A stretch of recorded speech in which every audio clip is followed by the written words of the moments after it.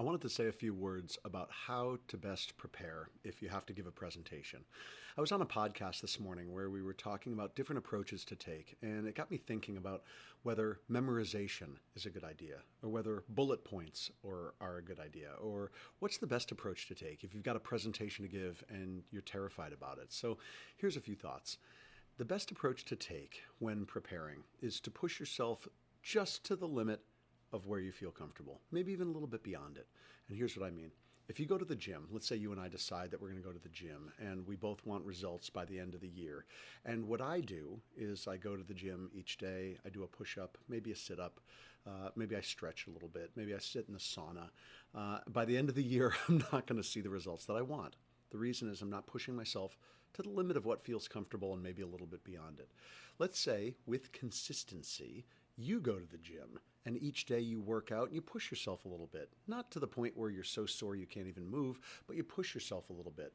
You see where this is going already. You're going to see results in time. You're going to see results that have a measurable impact on your body and how you feel and whatnot, because you push yourself to that point where you feel a little bit of resistance, then maybe a little bit beyond.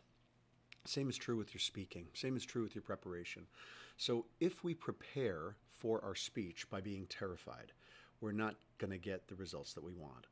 We don't have to prepare for our speech by memorization, because that doesn't come easy for many people. And in fact, it might very well lead to a position where you're giving a speech which doesn't feel like it has any life to it.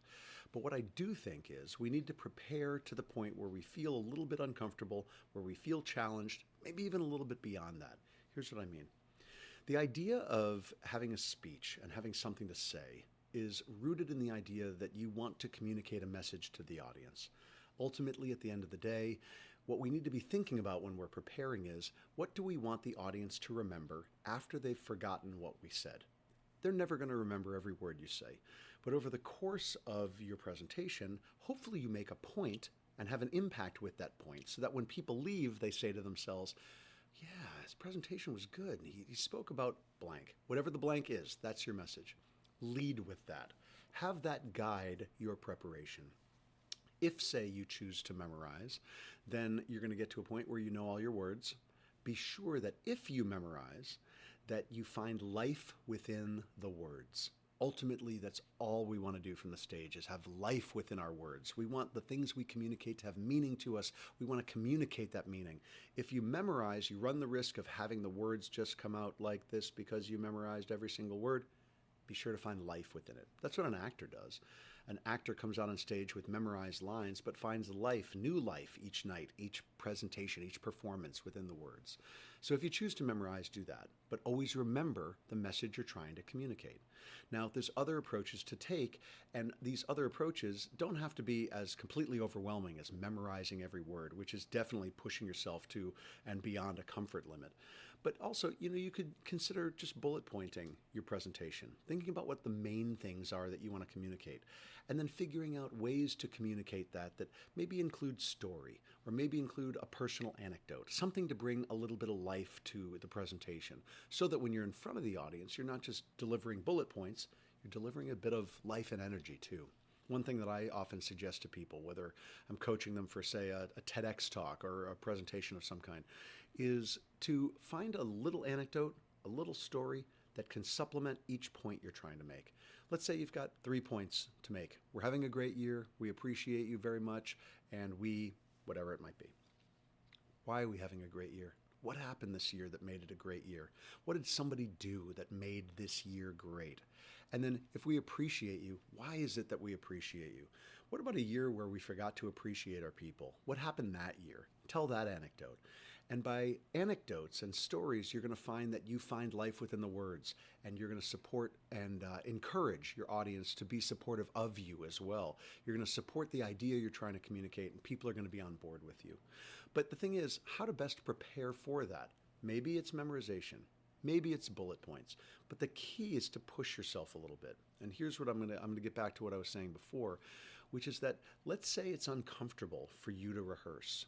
That's probably a good place to be. Stand in an empty room. Communicate your speech to no one. See what that feels like. You don't have to do that again and again and again. Communicate the bullet points of your speech to your spouse or to your partner. That's going to feel uncomfortable too, but try it out. See what they see what they hear in your presentation. A couple things to do are to run it again and again and again and again and again. Not just once, not just twice. You're not going to get in shape if you do one push-up at the gym. You're going to get in shape if you go consistently. Same thing is true with your preparation. If you've got a week before your presentation, if you've got 2 days before your presentation, if you've got a month, awesome. Run your presentation again and again and again. Run it 50 times. Run it more times than you think. Not to memorize it, not to beat it into the ground, but to continually find new life in it. Find the points that feel lighthearted. Find the points that feel serious. Find the points that feel emotional. Find the points that you can connect to most. You're going to find that through running it 5, 10, 20 times, whatever it might be, but through repetition and consistency. Consistency is the key. You're going to find new life within the words, and that's what you're aiming for. So with that in mind, you don't have to memorize, you don't have to do bullet points, but I do think pushing yourself a bit with your rehearsal process is going to lead you to a point where you've got some really good life behind the words. I think that's really important to do. So as you get into your rehearsal process, be thinking about the why and the reason behind what you're saying. You're going to connect more effectively with the audience if you feel connected to the words. And through rehearsal, you're going to find new levels to these words as well. Remember what I said about somebody who's on stage with a play. You don't just come out on stage if you're doing Shakespeare and say, Romeo, Romeo, wherefore art thou Romeo? You also don't change it, or let me say it differently. You don't say that night after night after night the exact same way. You find new life in it every night. You also don't necessarily change it. You don't just go off the rails and come out some night and go, Romeo, Romeo, dude, where are you? You stay consistent to the script, and you, please, stay consistent to your message, but find some new life in it. Find some new levity and some new energy within it. That doesn't mean you have to be a stand-up comedian. It just means that you find new life within the words. You're going to find, as you rehearse, that you become more comfortable with the words and more comfortable with your messaging. And when you're more comfortable with your messaging, you're going to be more effective on stage. People are going to be able to relate to you. One thing in terms of people relating to you to consider is maybe let them know how you're feeling when you walk out on stage. I'll give you a perfect for instance. I did a podcast this morning. I was a guest on a podcast. Last night, here where I live, there was a windstorm. It kept me up all night. I was up till 4 in the morning. After 3 hours of sleep, I got on this podcast and the woman asked me, how are you doing today? And I said, I'm doing great. And then I said, you know what? That's how I would answer any podcast. Let me tell you how I'm actually doing. I'm completely exhausted today. I'm so tired. I didn't get any sleep. Okay, we had a quick laugh about it. What did that laugh do? It served 2 purposes. It let the audience know where I was coming from. Actually, 3. Let the audience know where I was coming from. It made me feel more comfortable because I shared something honest, authentic, and real. And it also made me relatable to the audience. So consider doing that as you prepare for a presentation. Consider what you can share in the moment that's relatable to an audience. Something about how you're feeling, what you're thinking about, how your day's been going. Take a slightly more casual approach. Consider that if it's appropriate for the room and the presentation that you're giving. And you're going to find that your audience is going to relate to you more. Another thing you can do to help prepare for a presentation is to find out more about the room you're going to be speaking in. The room you're going to be speaking in, the microphone, whether or not you're going to have one, the lighting, what it might look like. How many people are going to be in the audience? What kind of folks are going to be in the audience? How will they be sitting? Are they going to be in rows like a theater? Are they going to be at round tables? Are they going to be sitting cross-legged on the floor? Are you going to be speaking on the beach? Or are you going to be speaking in a boardroom? Are you not going to have a microphone?